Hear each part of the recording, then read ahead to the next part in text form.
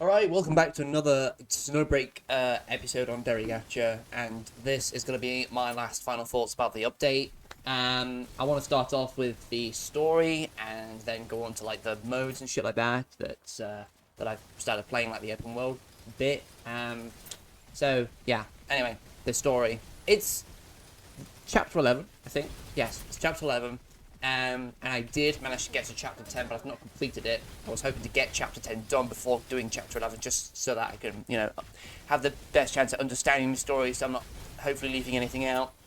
But I was just worried that I wasn't able to make it to chapter 11 before, the event ended, because I needed to have completed the previous bits of the story to access the newer ones. So I just did skip to 11, just to get that done quickly, just to get my thoughts about it.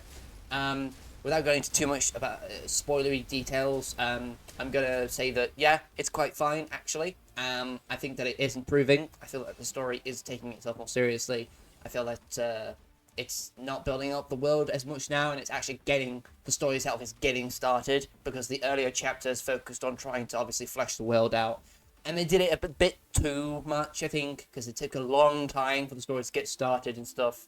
It might have turned some people off because nothing actually happened for like the first 6 chapters really. But now for chapter 11, that's actually quite good. I quite enjoyed it. Like the bit that I played, I've done like 11 levels in chapter 11, so not every single one. I don't remember like what the amount of levels that are in that chapter. I just know I've got more to do, but from what I've done, it's pretty good actually. I think that yes, it's now actually coming to something. Don't know what that something would be, but it's got a thing to it. It's got some, it's got some supernatural elements in it. I feel that the world that it's made is actually becoming more of a living, breathing place that could have existed, rather than just something that, something that's just kind of there that I don't really care about. I'll expand on this more later, but story, yeah, I quite enjoy it actually. And considering this is, I believe, yeah, this is Haru's chapter. I think this is, she's got quite a bit of personality. She was kind of a bit of she was just made of cardboard.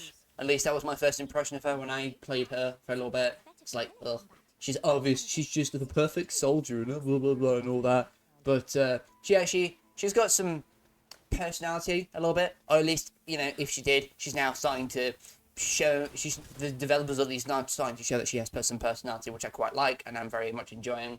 The story itself is quite good. I feel that it's progressing quite well, and that's really it. Like I can't go into it too much, because in case people actually want to experience the story, then you can, but I'll just say that there's like the abandonment in the facility that you go to, this place that you go to. It's conveyed actually pretty well, I will say. It's really, really good, and I just enjoy like running around in it and just taking it in. I'm just, again, like I'm that kind of person that will just take in the world's atmosphere and stuff, but I think it's done really well. I haven't got this feeling in other previous levels. This one's done the best so far. They could still do a lot better, but they're getting better at it. They're getting, the story is actually like flat, it's developing quite a bit. Anyway, now that that's briefly mentioned, I'm going to talk about the new event, being the open world segment of this update. So what they've done is they've taken the area, I believe it is the area in chapter 11, or most of the areas, they've put them all into one map, so that you can just go freely explore, instead of these really tiny levels which you're normally playing through. And honestly, this is quite a welcome change. It's not really a deviation from the gameplay formula that they've kept on using, so I'm not sure if it's necessarily a good thing, but I do like the fact that you get to explore the area and again take in like what this location is and how it tells its story. I do feel that they've done this area really well, and the sense of like what was once there and is now no longer, and it's like it's a big catastrophe and shit like that, is done quite well, and I enjoy it. I really enjoy just walking, running around, and doing the odd shit bits and stuff like that. Oh yeah, speaking about that as well, there are multiple tasks that you have to do in this open world area. Obviously, it's not just going to be walking around, taking in the scenery. You're gonna do like loads of different stuff. For example, you can go to these big orange crystals, and they are challenges. You obviously interact with the crystal. You do the challenge, you get rewards.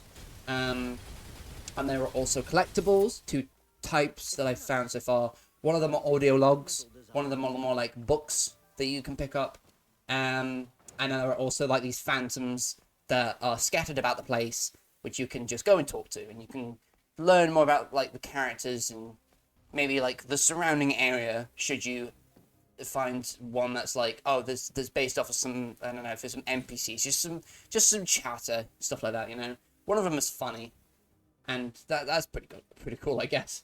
But yeah, it's really only a thing where you can add like more. You can go there to get more event currency.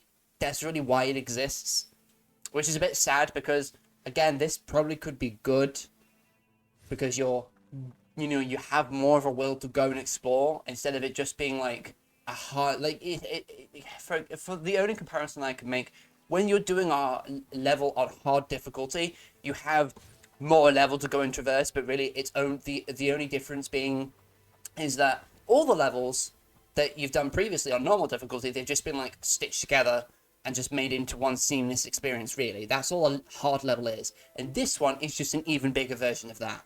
But again, having this necessarily is not a bad thing. It's just, maybe needs a little tweaking. It's just, again, it's the same sort of gameplay loop, and maybe even less, because you're just collecting stuff. You're not just killing enemies.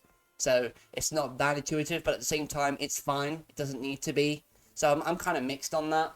But I would have loved it if that was a main event, a main thing, gameplay element. Sad that it isn't.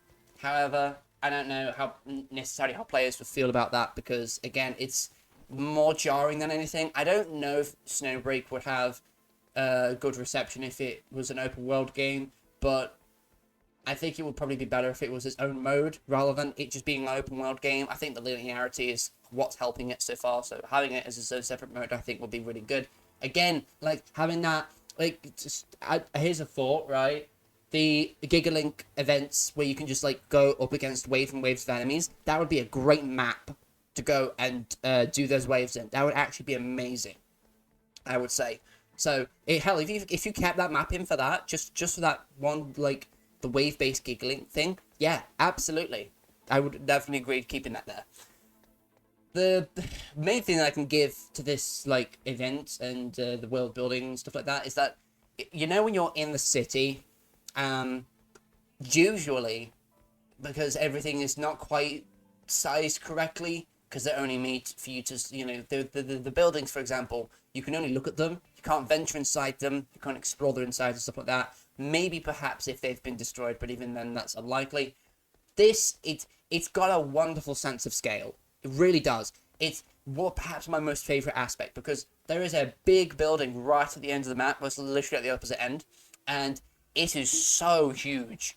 You can feel it towering over you, and it's so good. I'm very impressed that they managed to get that detail in, and it was so cool to go inside, honestly. It's truly one of my favourite bits, honestly.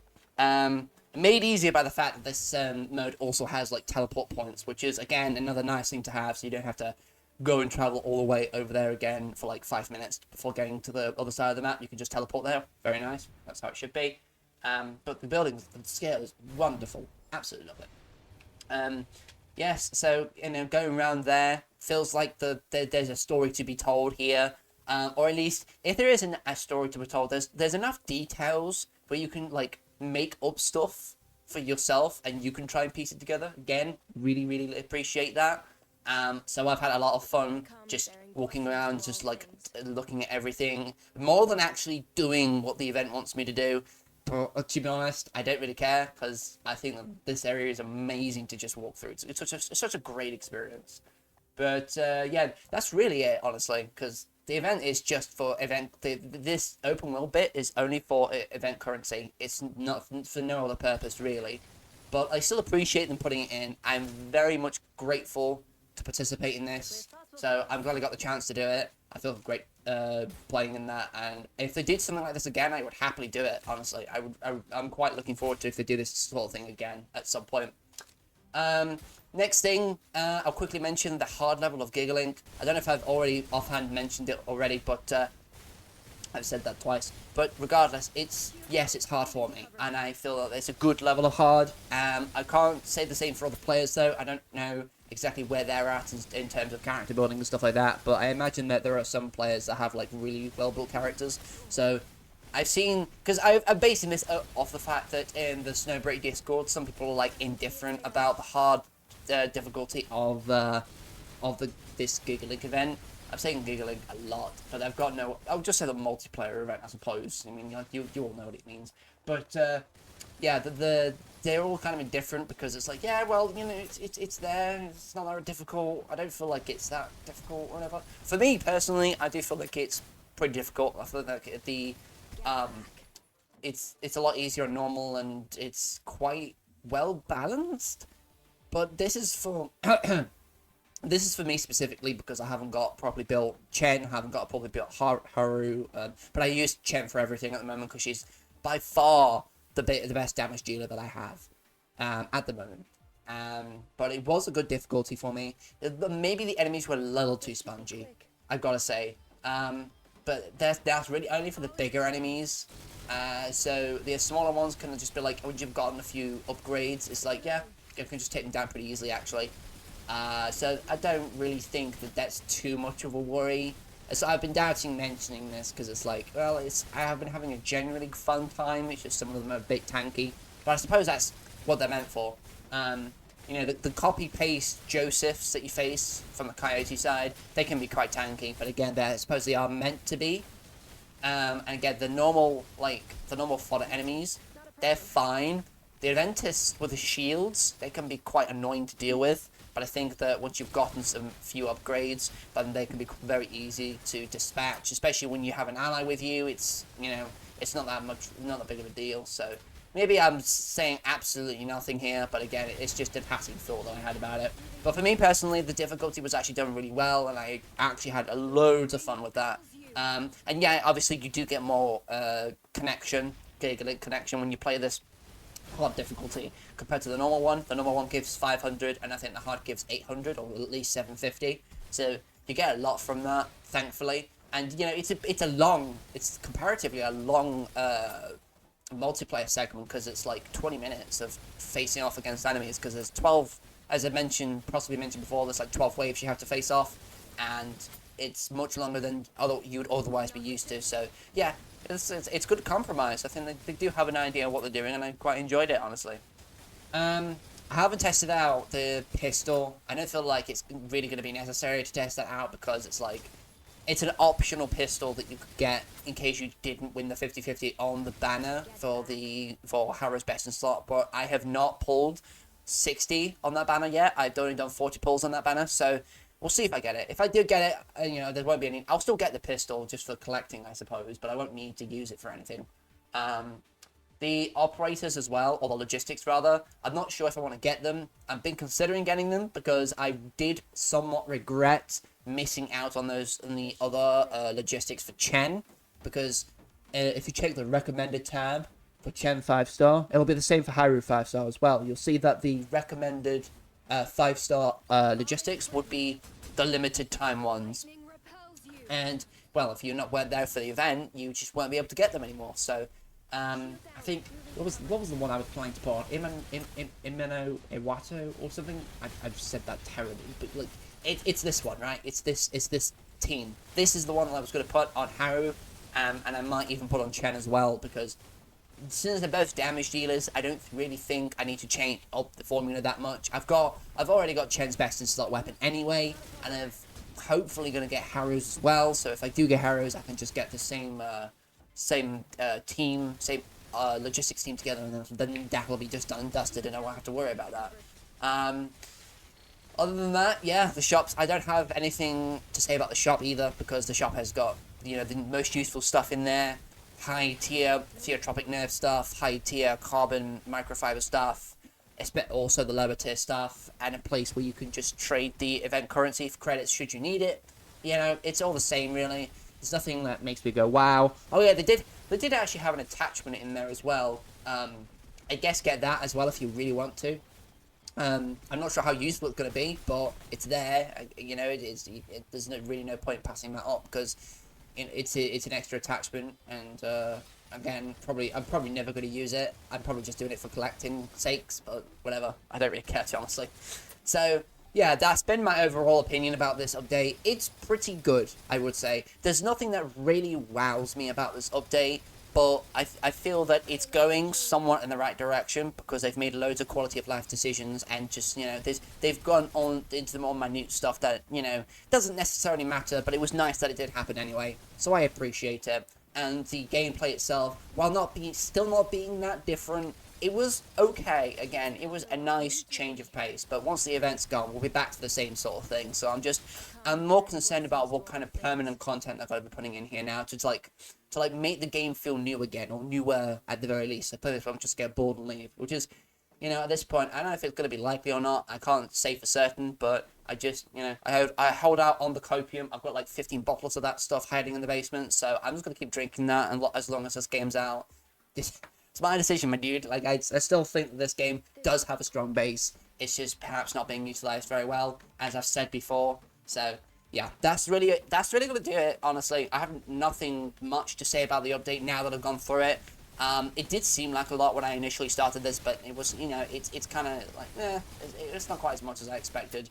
But I'm not necessarily complaining. I'm just, maybe part of me is a little disappointed, but I don't necessarily know if that's justifiable or not. It's like, I know it's difficult to make games and everything, but with all these temporary events happening and with all of them having good ideas, but maybe, you know, little chance of it, you know, being transferred into a more permanent space. It's not looking too good at the moment, but we'll see. Hopefully you have enjoyed this video, by the way. I will see you in the next one, and enjoy your day, everybody.